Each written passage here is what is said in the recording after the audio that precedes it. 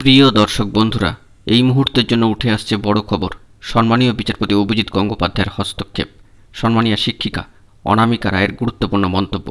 এই ভিডিওর মধ্যে তার বিস্তারিত আলোচনা করছি, তাই অবশ্যই ভিডিওটিকে শেষ পর্যন্ত শুনে বোঝা নেওয়ার চেষ্টা করবেন এবং সম্পূর্ণ দেখবেন।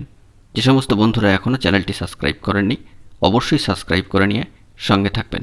বন্ধুরা, দীর্ঘ টালবাহানা এবং আইনি জটিলতার শেষে কার্যত শিক্ষিকা হিসাবে যোগদান করলেন স্কুলে সম্মানীয় শিক্ষিকা অনামিকা রায়। স্কুল শিক্ষিকার চাকরিতে যোগ দিলেন সম্মানীয় অনামিকা রায়। তথ্যগত গণ্ডগোলের জেরে চাকরি হারিয়েছেন ইতিপূর্বেই সম্মানীয় ববিতা। এরপর সেই চাকরি যার পাওয়ার কথা, সেই অনামিকা রায় কিন্তু চাকরি পেয়েছেন। এ বিষয়ে বোর্ডের তরফে তাঁকে জানিয়ে দেওয়া হয়েছিল যে জলপাইগুড়ি জেলার রায়গঞ্জ ব্লকের হরিহর উচ্চ বিদ্যালয়ে তাকে যোগ দিতে হবে।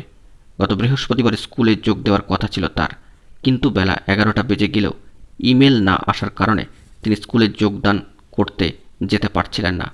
এরপরই বোর্ডের তরফে সম্মানীয় অনামিকাকে ফোন কল করে কাজে যোগ দেওয়ার জন্য বলা হয়। মৌখিক নির্দেশ পাওয়া মাত্রই সঙ্গে সঙ্গে স্কুলে হাজির হয়েছেন জলপাইগুড়ি জেলার রায়গঞ্জ ব্লকের হরিহর উচ্চ বিদ্যালয়।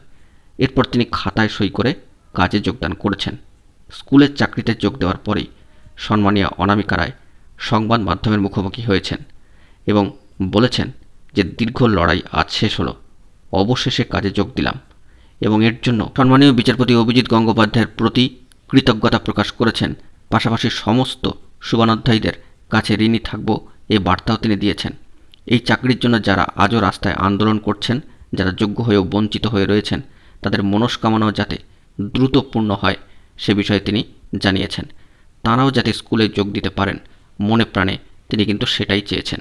গুরুত্বপূর্ণ বার্তা দিয়েছেন স্কুল শিক্ষিকা হিসাবে যোগদান করে স্কুলে সম্মানীয় শিক্ষিকা অনামিকা রায়। বন্ধুরা, এখন এই পর্যন্তই। গুরুত্বপূর্ণ আপডেটগুলি পাওয়ার জন্য অবশ্যই এখনই চ্যানেলটিকে সাবস্ক্রাইব করে সঙ্গে থাকুন। ধন্যবাদ।